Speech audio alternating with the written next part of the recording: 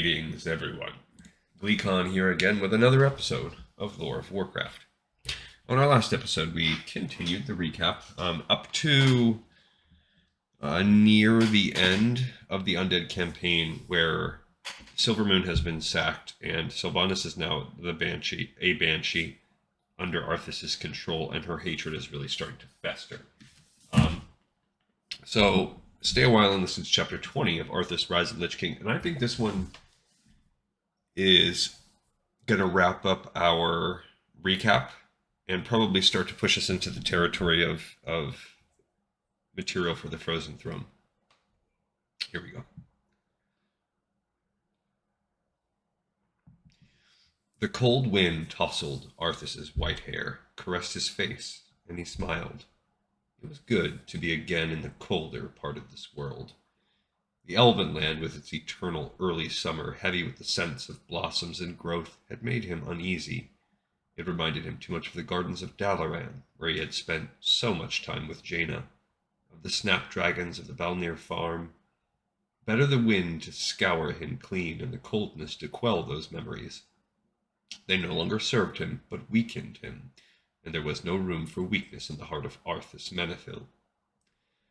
He was, as ever, atop his loyal horse, invincible.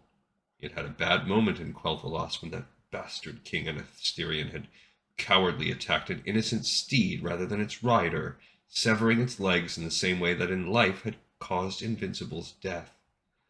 The incident had catapulted Arthas back in time to those horrible moments, shaking him to the core, and in the case of the battle with Anasterian, unleashing an icy rage that in the end had served him well.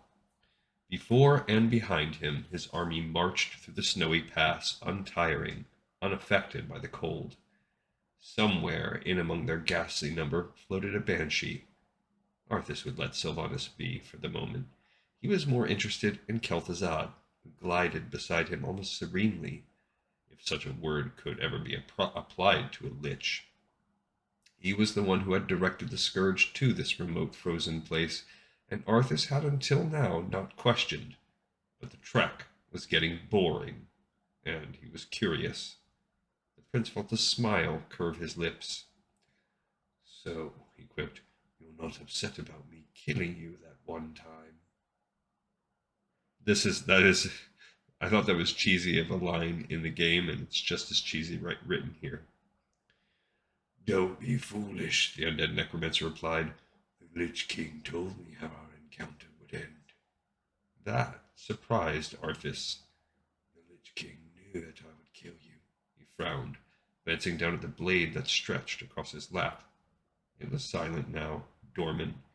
No whispers came from it, nor did the runes pulse with power. "Of course," Kel'Thuzad responded, a hint of superiority in his sepulchral voice. "He chose you to be his champion long before the scourge even began." Arthas's unease deepened. No one had asked him or even told him about his destiny, but would he have embraced it had he known? No, he decided. He did not like being manipulated, but he knew that he had to be tempered if he was to be a formidable weapon. He had to go step by step to his fate, otherwise he would have rejected it. He would then still be with Jaina and Uther, and his father would... "He's so all-knowing, then how can the Dreadlords control him like they do?"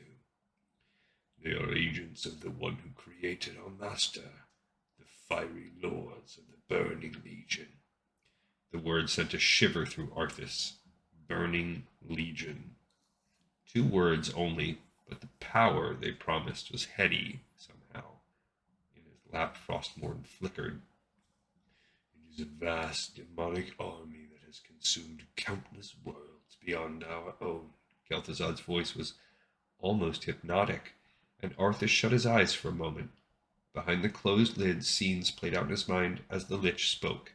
He saw a red sky arcing over a red world. Over a ridge poured a wave of creatures. They ran like hounds, but no natural beasts were they. They had fearsome jaws crammed with teeth, and strange tentacles sprouting from their shoulders. Stones crashed to the earth, leaving trails of green fire, to come to life as animated rock that marched on their foes. "Now it comes to set this world to the flame. Our master was created to paved the way for its arrival. The Dreadlords were sent to make sure he succeeded. The scene in Arthas's mind shifted. He was looking at an ornate carved gateway. He knew it to be the Dark Portal, although he had never seen it with his own eyes. It radiated green fire, and a host of demons were clustered around it. Arthas shook his head, and the vision evaporated. So the plague in Lordaeron, the citadels in Northrend, the slaughtering of the elves, was all just to prepare for some huge demonic invasion. Yes, in time you will find that our entire history has been shaped by the coming conflict. Arthas pondered this. Frostmourne was definitely awakening, and he removed the gauntlet from his right hand to caress it. Cold, bone cold it was, so cold that even his Death Knight's hand, which had been tempered for such a task, ached as he touched it. He felt the whispers again, and smiled. There is more, Lich, is there not? He asked, turning to regard Kel'Thuzad. You have said that the Dreadlords imprison our master. Tell me now. Not possessing flesh any longer, Kel'Thuzad had no facial expressions with which to betray his emotions, but Arthas knew by the slight hunching of the undead's form that he was uncomfortable. Nonetheless, he spoke. The first phase of the Lich King's plan was to engineer the Scourge, which would eradicate any group that might resist the Legion's arrival. Arthas nodded, like the forces of Lordaeron and the High Elves. He felt a vague knot in the pit of his stomach, but dismissed it. Exactly. The second phase is to actually summon the Demon Lord who will spark the invasion. The Lich lifted a bony finger and pointed in the direction in which they traveled. There is a nearby encampment of orcs who maintain a functional demon gate. I must use the gate to commune with the Demon Lord and receive his instructions. Arthas sat quietly atop Invincible for a moment. His mind went back to when he had fought orcs alongside Uther the Lightbringer at Strombrad. He recalled the orcs had performed human sacrifices to their demon lords. He and Uther had both been disgusted and appalled. Arthas himself had been so infuriated that Uther had had to lecture him on not fighting with rage in his heart. If we allow our passions to turn to bloodlust, then we will become as vile as the orcs, Uther had chided. Well, Uther was dead, and while Arthas was still killing orcs, he was now working with demons. A muscle twitched near his eye. What are we waiting for? He snapped, and urged Invincible into a gallop. The orcs fought bravely, but in the end it was futile, as all attempts to halt the Scourge would be futile. Arthas galloped forward, Invincible leaping nimbly over fallen orc bodies. He regarded the gate for a long moment. 3 stone slabs, strangely elegant for so brutal a race. Erected nearby, though, were huge animal bones that glowed a dull red hue. In the confines outlined by the slabs of stone, green energy swirled sluggishly.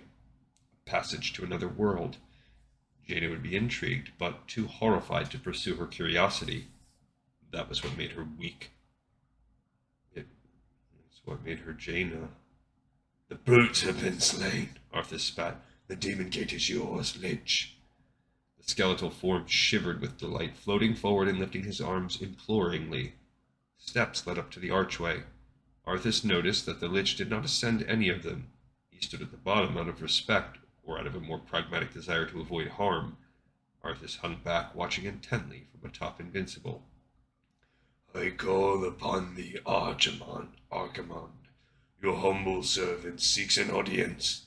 The green mist continued to swirl. Then Arthas realized he could make out a shape, features that were both like and unlike the Dreadlords he was more familiar with. The being had what Arthas guessed to be blue-gray skin, though with the green light tinging him it was difficult to be certain. There was no question, however, that the demon's body was powerful, with a mighty barrel chest, large strong arms, and a lower body that seemed to be shaped like that of a goat. Archimonde's legs curved back, ending in a pair of cloven hooves instead of feet.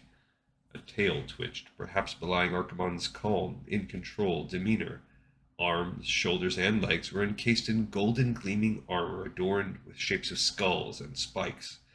Twin tentacles, long and thin, dangled from his chin. But the most arresting feature of his elongated face were his eyes, which glowed a sickly green color that was brighter and more compelling than the green mist that whirled about him. Even though Archimonde was not here, not yet physically in this world, Arthas was not unmoved by the demon's presence. "You called my name, puny Lich, and I have come," said the demon, his voice resonant and seeming to vibrate along Arthas's very bones. "You are Kel'Thuzad, are you not?" Kel'Thuzad bowed his horned head. He was all but groveling, Arthas noted. "Yes, great one. I am the summoner. I beg of you, tell me how I may expedite your passage into this world. I exist only to serve." "There is a special tome you must find," the demon lord intoned. His gaze flickered to Arthas, examined him for a moment, then dismissed him. Arthas found himself growing annoyed. "The only remaining spellbook of Medivh, the last guardian. Only his lost incantations are powerful enough to bring me into your world. Seek out the mortal city of Dalaran. It is there that the tome is kept. At twilight, 3 days from now, you will begin the summoning." The image disappeared. Arthas stared at where it had been for a long moment. Dalaran, the greatest concentration of magic other than Quel'Thalas in Azeroth. Dalaran, where Jaina Proudmoore had trained, where Jaina still would probably be. A flicker of pain blinked through him for an instant.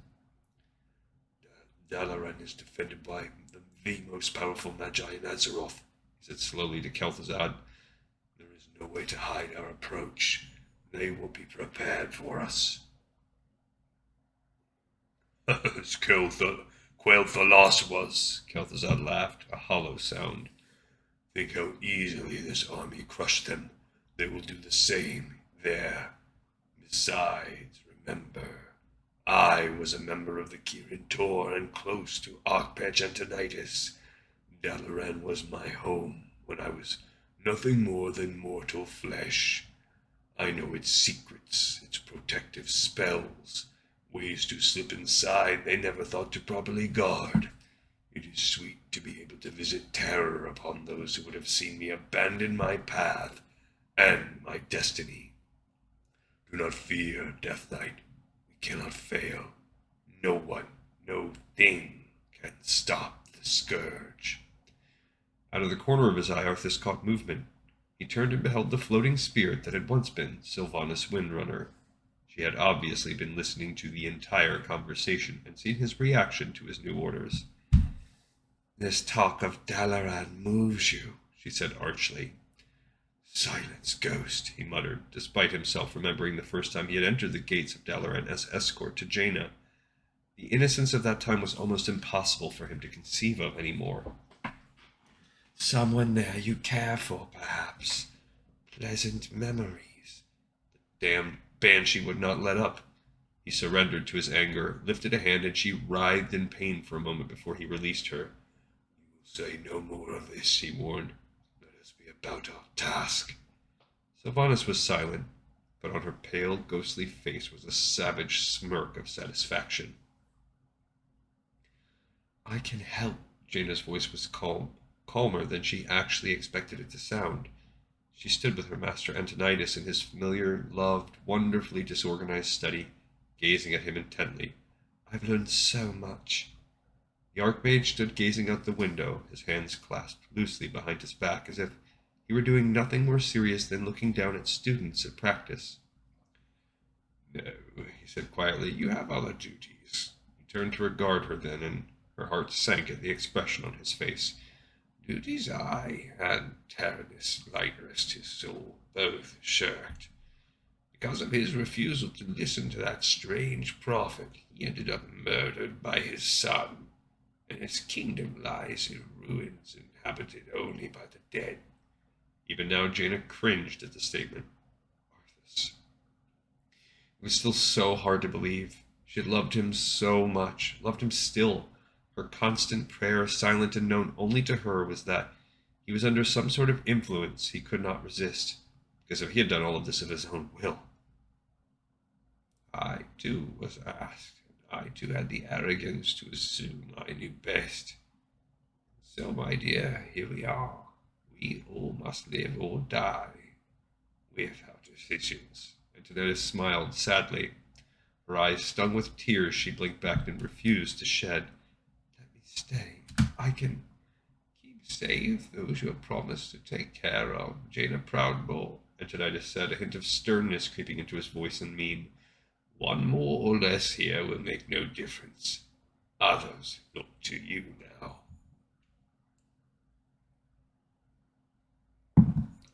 Antonidas. Her voice broke on the word. She rushed toward him, flinging her arms around him. She had never dared embrace him before. He had always intimidated her far too much, but now he looked old and frail, and worst of all, resigned. Child, he said affectionately, patting her back, then chuckled. No, you are a child no longer. You are a woman and a leader. Still, you had best go. From outside a voice rang out, strong and clear and familiar. Jaina felt as though she had been struck. She gasped in sickened recognition, pulling back from her mentor's embrace. Wizards of the Kirin Tor, I am Arthas, first of the Lich King's Death Knights. I demand that you open your gates and surrender to the might of the Scourge. Death Knight? Jaina turned her shocked gaze to Antonidas, who gave her a sad smile. I would have spared you the knowing, at least for now. She reeled with the knowledge. Arthas? Here? The Archmage strode to the balcony. A slight flutter of age-gnarled hands, and his own voice was as magnified as Arthas's had been. Greetings, Prince Arthas, Antonidas called down. How fares your noble father? Lord Antonidas, Arthas replied. Where was he? Right outside? Would she see him if she stepped beside Antonidas on the balcony? There's no need to be snide. Jaina turned her head away and wiped at her eyes. She struggled to speak, but the words seemed to stick in her throat. We've prepared for your coming, Arthas, Antonidas continued calmly. My brethren and I have erected auras that will destroy any undead that pass through them. Your petty magics will not stop me, Antonidas. Perhaps you've heard what happened in Quel'Thalas. They thought themselves invulnerable as well. Quel'Thalas. Jaina thought she might be sick. She had been here in Dalaran when word had come from a handful of survivors who had managed to escape about what had happened to Quel'Thalas. So too had been the Quel'Darai prince. She had never seen Kael'thas so angry, so shattered, so raw. She had gone to him, words of compassion and comfort on her lips, but he whirled and gazed at her with such a look of fury that she instinctively drew back. Say nothing, Carol had snarled, his fists clenched. She could see to her shock that he was barely restraining himself from physically harming her. Foolish girl! This is the monster you would take to your bed? Jaina blinked, stunned at the crudeness of the words coming from one so cultured. He was not interested in hearing anything she had to say. Arthas is a butcher. He slaughtered thousands of innocent people. There is so much blood on his hands that a whole ocean could never wash them clean. And you loved him? Chose him over me? His voice, normally so mellifluous and controlled, cracked on the last word. Jaina felt quick tears come to her eyes as she suddenly understood. He was attacking her because he could not attack his real enemy. He felt helpless, impotent, and was striking out at the nearest target. At her, Jaina Proudmore, whose love he had wanted and failed to win. Kael'thas, she said softly. He has done terrible things, she began. Your people have suffered. You know nothing of suffering, he cried. You're a child with a child's mind and a child's heart. A heart that you would give to that. He slaughtered them, Jaina, and then he raised their corpses. Jaina stared at him mutely, his words having no sting now that she knew the reason for them. He murdered my father, Jaina, just as he murdered his own. I should have been there. To die with him, with the rest of your people. What good would throwing your life away do for? No sooner had the words left her lips than she realized that it was the wrong thing to say. Kelthus tensed and cut her off sharply. I could have stopped him. I should have, he straightened, and coldness suddenly chased away the fire in him. He bowed low, exaggeratedly. I will be departing Dalaran as soon as possible. There is nothing for me here. Jaina winced at the emptiness, the resignation in his voice. I was a fool of the greatest order to ever think any of you humans could aid me. I will leave this place of doddering old magi and ambitious young ones. None of you can help. My people need me to lead now that my father... He fell silent and swallowed, hard. I must go to them, to what pathetically few remain, to those who have endured, rebirthed by the blood of those who now serve your beloved. He had stalked off then, fury etched in every line of his tall, elegant body, and Jaina had felt her own heart ache with his pain. And now he was here. Arthas was here at the head of the army of the undead, a Death Knight himself. Antonidas' voice startled her out of her reverie, and she blinked, trying to return to the present moment. Pull your troops back, or we will be forced to unleash our full powers against you. Make your choice, Death Knight. Antonidas stepped back from the balcony and turned to regard Jaina. Jaina, he said in his normal voice, we will be erecting teleportation blocking barriers momentarily. You must go before you are trapped here. Maybe I can reason with him. Maybe I can. She fell silent, hearing the unrealistic wanting in her own voice. She hadn't even been able to stop him from murdering innocents in Stratholme, or going to Northrend when she was certain it was a trap. He'd not listened to her then. If Arthas was indeed under some dark influence, how could she dissuade him now? She took a deep breath and stepped back, and Antonidas nodded softly. There was so much she wanted to say to this man, her mentor, her guide. But all she could do was give him a shaky smile now as he fought what they both knew would likely be his last battle. She found she couldn't even say goodbye to him. I'll take care of all people, she said thickly, cast the teleportation spell, and disappeared. The first part of the battle was over, and Arthas had gotten what he had come for. Arthas had obtained the requested spellbook of Medivh. It was large and curiously heavy for its size, bound in red leather with gold binding. Across its front was an exquisitely tooled black raven, its wings outspread. The book still had Antonidas' blood on it. He wondered if that would make it more potent. Invincible shifted beneath him, stamping a hoof and shaking his neck as if he still had flesh that could be irritated by flies. They were on a hilltop overlooking Dalaran, whose towers still caught the light and gleamed in hues of gold and white and purple, while its streets ran with blood. Many of the magi who had fought him hours before stood beside him now. Most of them were too badly damaged to be of use other than as fodder to throw at attackers. But some could still be used, the skills they had in life harnessed to serve the Lich King in death. Kel'Thuzad was like a child on Wintervale morning. He was perusing the pages of Medivh's spellbook, thoroughly engrossed with this new toy. It irritated Arthas. The circle of power has been prepared per your instructions, Lich.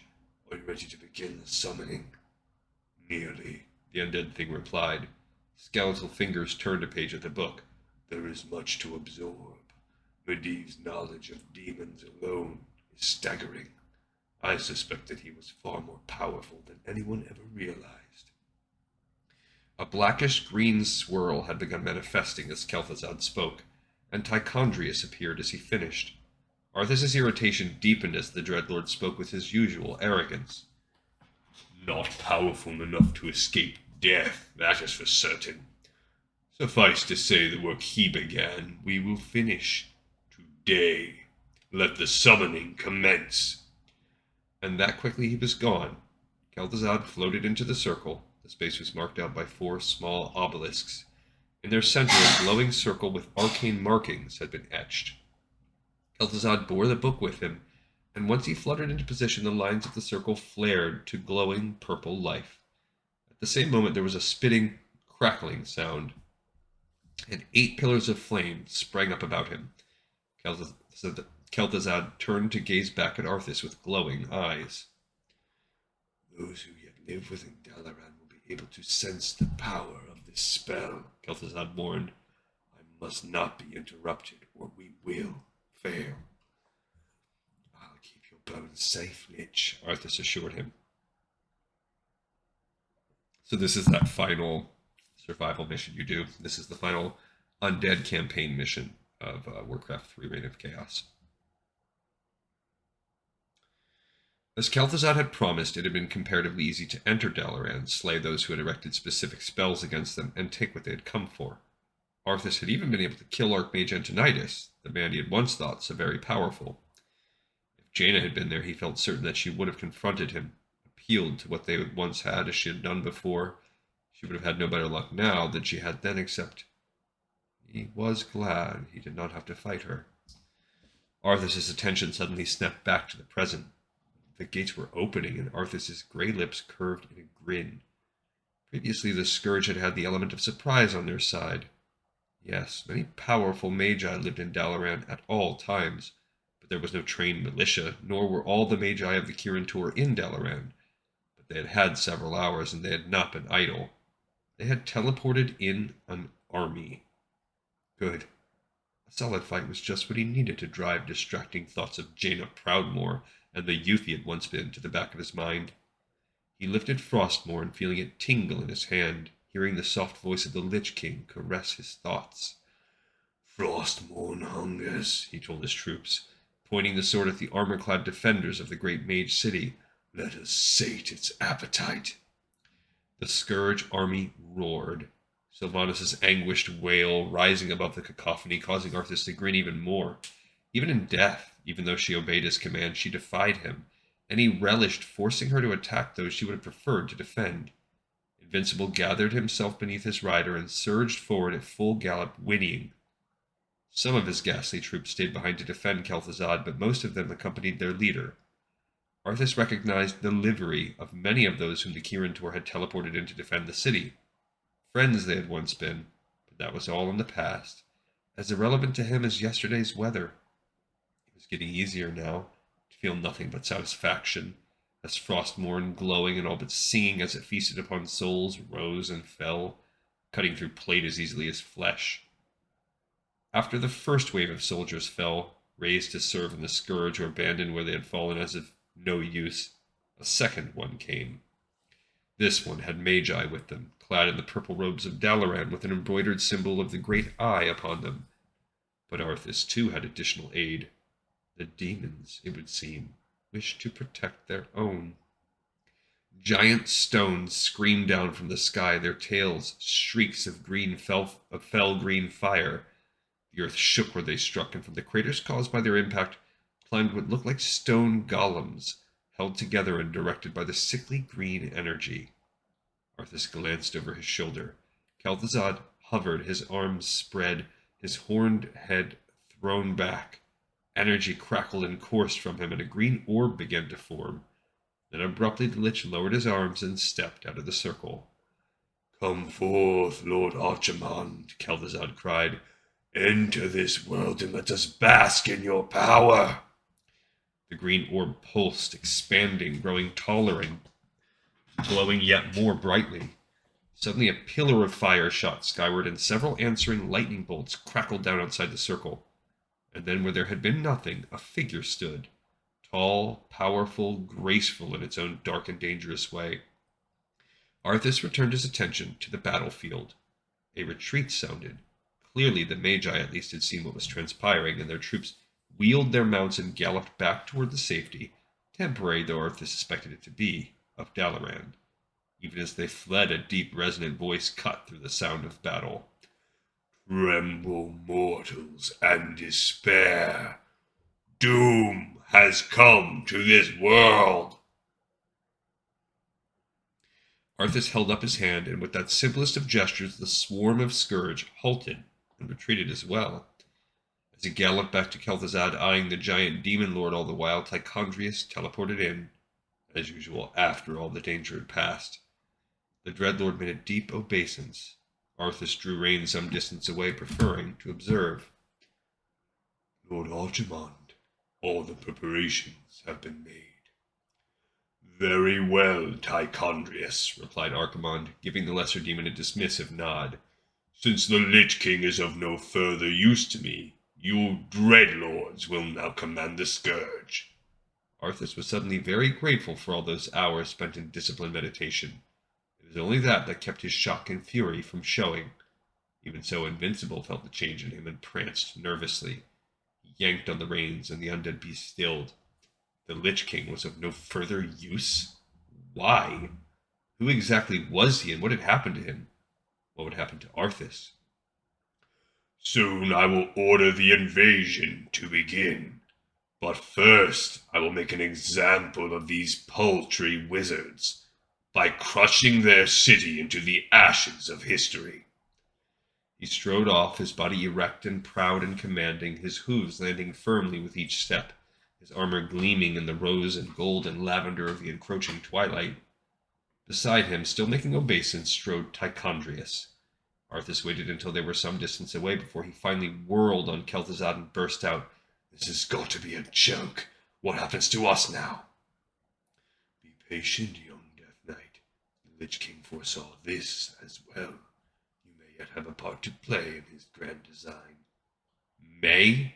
Arthas whirled on the necromancer, his nostrils flaring, but he tamped back his anger. If anyone, either of the demons or the Lich King himself, thought for one moment that Arthas was a tool to simply be used and then discarded, he would soon show them the error of their thinking. He had done too much, lost too much, cut out too much of himself for this to be cast aside. It couldn't all be for nothing. It would not all be for nothing. The earth rumbled. Invincible shifted uneasily, lifting his hooves as if to minimize contact with the earth. Arthas glanced up quickly at the Mage City. The towers were lovely at this time of day, proud and glorious and glittering in the deepening twilight hues. But as he watched, he heard a deep cracking noise. The apex of the tallest, most beautiful tower in the city suddenly fell, slowly and inexorably, tumbling downward as if the length of the tower had been clenched by a giant, unseen hand. The rest of the city fell quickly, shattering and crumbling, the sound of destruction loud and thrumming in Arthas's ears. He winced at the volume, but did not tear his eyes away. He had instigated the fall of Silvermoon. He had directed his scourge against it, but there was casualness about it, and ease. Silvermoon had been a hard-won prize. Archimonde appeared to be able to shatter the greatest of human cities without even being present. Arthas thought about Archimonde and Tichondrius. He scratched his chin thoughtfully. In his lap, Frostmourne glowed.